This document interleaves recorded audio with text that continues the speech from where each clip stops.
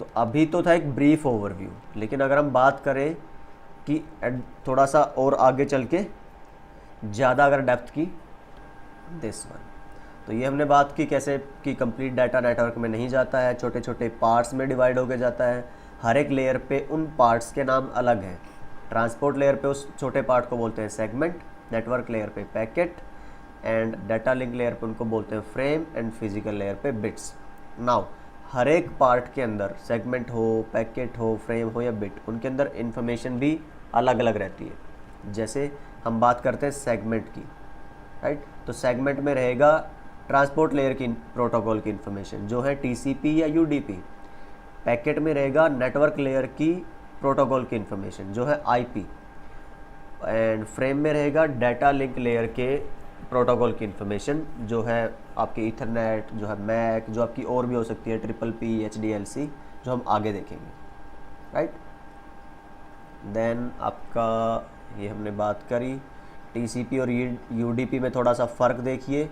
TCP होती है secure reliable connections के लिए, जैसे जीमेल, ईमेल आप यूज़ करते हैं, लेकिन कोई वीडियो कॉल, वॉइस कॉल आप करते हैं, वहाँ पे आपको सिक्योरिटी की नहीं, आपको कंटिन्यूस रियल टाइम कनेक्शन की ज़्यादा ज़रूरत है, तो वहाँ पे यूडीपी ज़्यादा यूज़ होती है, राइट। तो ये टीसीपी 3-वे हैंडशेकिंग क्या है, ये पोर्ट नंबर्स, ये हम सारे डिटेल में आगे जानेंगे। फ़िलहाल के लिए जस्ट आप ये एक बेसिक इंट्रोडक्शन यहाँ पे मैंने लिखा हुआ है आपका, okay. Then comes to network layer. इसके दो सबसे इम्पोर्टेंट काम है, आईपी एड्रेस करवाना, राइट, सोर्स का आईपी देना और डेस्टिनेशन का। जैसे कि आपको इंटरनेट यूज़ करना है facebook.com, तो आपका जो कंप्यूटर है उसकी पब्लिक आईपी ऐड करवाना, प्लस जो फेसबुक का सर्वर है उसकी आईपी ऐड करवाना। और ये आईपी IPv4 भी हो सकती है, IPv6 भी हो सकती है, ये डिपेंड करता है आप कौन सी आईपी यूज़ कर रहे हैं, ओके। इस लेयर पे जो प्रोटोकॉल यूज़ है वो मैंने बता दिया आपको, आईपी, और डिवाइस कौन सा यूज़ होता है इस पे, राउटर, फाइन। आईपी कॉन्फ़िग अगर आप लिखते हैं अपने विंडोज़ मशीन में तो आप अपनी आईपी एड्रेस की डिटेल चेक कर सकते हैं इस तरह से, आईपी कॉन्फ़िग, ये देखिए। तो जितने भी नेटवर्क कार्ड आपके पास हैं सबकी आईपी की डिटेल आपके पास आ जाएगी।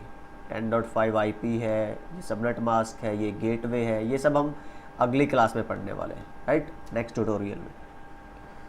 अगर आप लाइनक्स मशीन यूज़ कर रहे हैं तो आपको कमांड लिखनी है इफ़ कॉन्फ़िग। यहाँ पे ये नहीं चलेगी बिकॉज हम विंडोज़ की मशीन पे हैं, लाइनक्स पे ये कमांड चलेगी। डाटा लिंक लेयर पे फाइनल फॉर्मेटिंग होती है आपकी एक्चुअली फिजिकल लेयर पे सेंड करने से पहले, ओके, राइट।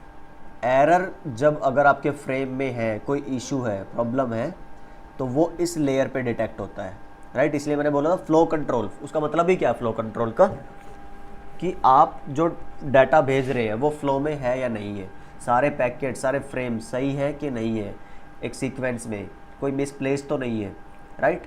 ये सारे एरर डिटेक्ट करने का काम करती है आपकी डाटा लिंक लेयर।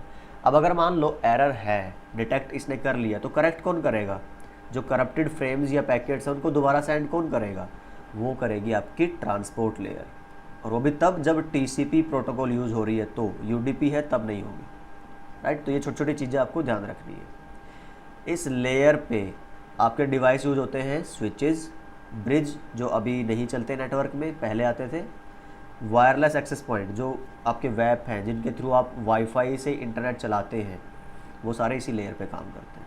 प्रोटोकॉल हमने देखा, इस पे ईथरनेट और मैक ये चलती है। Then comes your physical layer.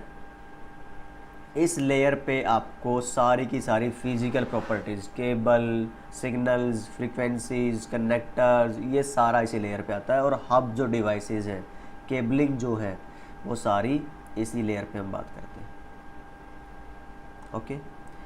Then coming to this slide, ये हम कर चुके हैं ड्रॉ MS पेंट पे, बहुत डिटेल में हमने देखा है। अभी देखिए लेयर्ड आर्किटेक्चर क्यों यूज़ किया है हमने, राइट।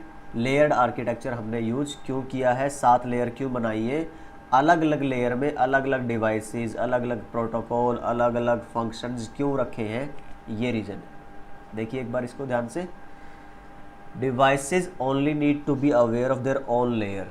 राइट। जैसे वेब सर्वर्स हैं, उनको फ़र्क नहीं पड़ता कि जो रिक्वेस्ट हमारे पास आ रही है, अब फेसबुक आप एक्सेस करना चाह रहे हैं, फेसबुक को क्या फ़र्क पड़ता है कि आपने वायर्ड कनेक्शन यूज़ किया हुआ है या फिर आप वाईफाई से चला रहे हैं, नो इट डजेंट मैटर, है ना। और स्विचेज़ है जैसे, वो आईपी पे काम करते ही नहीं है, तो उनको क्या मतलब है कि आप IPv4 यूज़ कर रहे हैं या IPv6 यूज़ कर रहे हैं, राइट। दूसरा सबसे इम्पोर्टेंट पॉइंट क्या है कि जो अलग अलग वेंडर्स हैं, अलग अलग कंपनीज़ के डिवाइसेस हैं, वो एक दूसरे के साथ काम कर सकते हैं। ये ISO ने मेक श्योर किया था OSI के थ्रू, राइट। हुआवे का स्विच है, D-Link का स्विच है, एक दूसरे के साथ प्रॉपरली काम करेंगे। सिस्को का राउटर, जुनिपर का राउटर बिल्कुल आराम से एक दूसरे के साथ काम करेंगे। Okay fine, right. Encapsulation and decapsulation ये हमने अभी देखा था कि ये जो प्रोसेस है आपका सेंडर साइड पे, ये सब कहाँ हो रहा है आपका, सेंडिंग साइड पे, तो इसको बोलते हैं आपको कंप्लीट इनकैप्सुलेशन, राइट। जब यही प्रोसेस रिसीविंग साइड पे होगा, राइट, जैसे सर्वर ने रिसीव किया तो सबसे पहले किस लेयर पे आएगा, फिजिकल लेयर पे। वो मैक पता करेगा कि किस मैक से ये रिक्वेस्ट आई है, किस IP से ये रिक्वेस्ट आई है, किस पोर्ट नंबर से, तो वो पूरे की पूरी सारी इन्फॉर्मेशन को डिकोड करता है जो आपका रिसीविंग साइड है। तो उस प्रोसेस को बोलते हैं डीकैप्सुलेशन। सारी इन्फॉर्मेशन को ऐड कराना इनकैप्सुलेशन, और उनको एक्सट्रैक्ट करके अलग अलग करके यूज़ करना, वो है डीकैप्सुलेशन। हाँ, वो अलग बात है जब ये रिसीव कर चुका होगा सर्वर और वापस भेजना चाहेगा सेंडर की साइड, तब वो सेंडर बनेगा और जो सेंडर था वो रिसीवर बनेगा। तो तब रिसीवर की साइड से दोबारा एप्लीकेशन लेयर से फिजिकल लेयर तक का प्रोसेस चलेगा, उधर इनकैप्सुलेशन होगा, और जो हम हैं, अब जो हम रिसीव कर रहे हैं, हम बनेंगे अब डीकैप्सुलेशन की साइड, क्योंकि हम अभी रिसीव करेंगे फिजिकल से और फिर पहुंचेंगे एप्लीकेशन पे। तो ये ऐसे आपका रहता है। Then coming back to the slide, तो आई थिंक ये मैंने कवर कर दिया है सारा। डाटा लिंक लेयर ही एक ऐसी लेयर है जो आपकी हेडर के साथ साथ ट्रेलर भी यूज़ करती है, तो ये हमने जाना है अभी।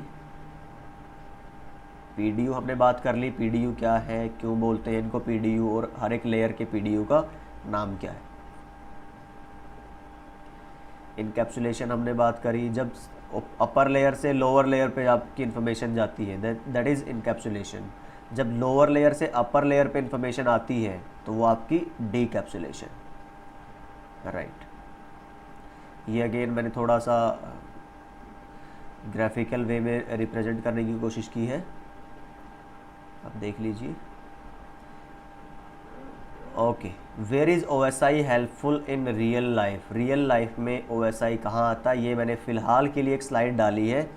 इस स्लाइड का रेफरेंस हम यूज़ करेंगे आने वाली जो ट्रबल शूटिंग की वीडियोज़ रहेंगी। कई सारी वीडियोज़ मैं बनाऊँगा ट्रबल शूटिंग पे, वहाँ पे आपको एक्चुअली पता लगेगा कि ये जो मैंने लिखा हुआ है इसका मतलब क्या बनता है, क्योंकि अभी तो हम न्यू बाय हैं नेटवर्क के लिए। तो अगर आपको समझ आ रहा है, आप ये सेंस बन रही है इन लाइंस की, तो that's great, otherwise it will make sense in the coming lectures. Okay, so इस वीडियो में इतना ही। ये काफ़ी लेंथी वीडियो है क्योंकि टॉपिक भी ऐसा ही था और डिटेल में जानना भी हमारे लिए बहुत ज़रूरी था। तो अगर फिर भी कोई क्वेश्चन है आपका, तो आप मेरी मेल ID पे आप मुझे यहाँ पे भी कमेंट कर सकते हैं कमेंट सेक्शन में। तो मुझे बताइए अगर किसी और टॉपिक की, किसी और स्लाइड की आपको ज़्यादा क्लैरिफिकेशन चाहिए, तो हम उसके ऊपर कोई छोटी मोटी अलग से वीडियो बना सकते हैं। Okay, so thank you so much for watching, and सीखते रहिए, सिखाते रहिए, मस्त रहिए। Thank you.